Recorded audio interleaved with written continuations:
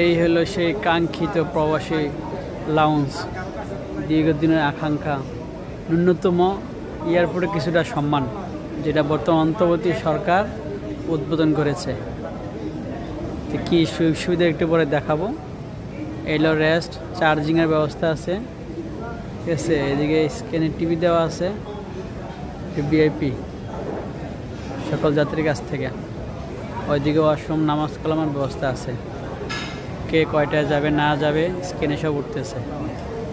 খাবার দাবার একটু সুযোগ সুবিধা আছে, একটু পরে দেখাবো। প্র্যাকটিস, চিকেন প্র্যাকটিস, প্রাইস বাইরে ভিতরে অলমোস্ট সেম। ভাই কফি কত করে? আর চা? খালি কফি না চাও আছে? ও মাশাআল্লাহ, অলমোস্ট সেম প্রায়, বাইরের প্রাইস একই নাকি? বাইরের প্রাইস সেম, ভিতরে একই নাকি?